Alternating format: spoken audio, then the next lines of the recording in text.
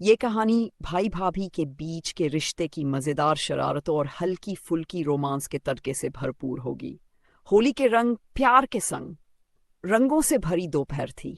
चारों ओर गुलाल उड़ रहा था, ढोल की थाप पर लोग झूम रहे थे और बच्चे पिचकारी से रंगों की बौछार कर रहे थे। लेकिन इस शोर शराबे से दूर अमित अपने कमरे में अकेले बैठा मोबाइल चला रहा था। तभी अचानक उसकी आंखों पर किसी ने पीछे से हाथ रख दिया।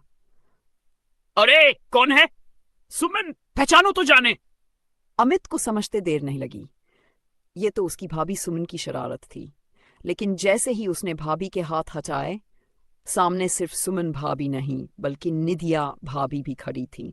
तीनों के हाथों में गुलाल और पानी की बाल्टियां थीं।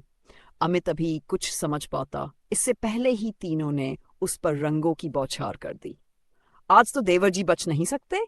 हाँ, इस बार की होली ऐसी होगी कि अगले साल तक रंग ना छूटे। अमित हक्का बक्का रह गया, लेकिन फिर उसने भी पलटवार करने की सोची। जल्दी से एक बाल्टी उठाई और सुमन भाभी पर पूरा रंग उड़ेल दिया। सुमन चौंक गई, लेकिन अगले ही पल हंस पड़ी। अरे अरे देवर जी, अब तो आपका है। इतना कहते ही तीनों ने उसे पकड़कर रंगों से भरे टब में धकेल दिया। चारों तरफ बस हंसी ठिठोली गूंजने लगी। लेकिन तभी अचानक दरवाजे पर नेहा खड़ी दिखी।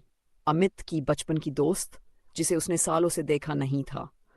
गुलाबी साड़ी पहने, हल्के रंगों से सजी हुई वह एक नज़र में अमित के दिल में फिर से वही पुरानी धड़कन जगा गई। नेहा हल्के से मुस्कुराई और बिना कुछ कहे एक मुट्ठी गुलाल उठाकर अमित के गालों पर लगा दिया। होली है, बुरा ना मानो।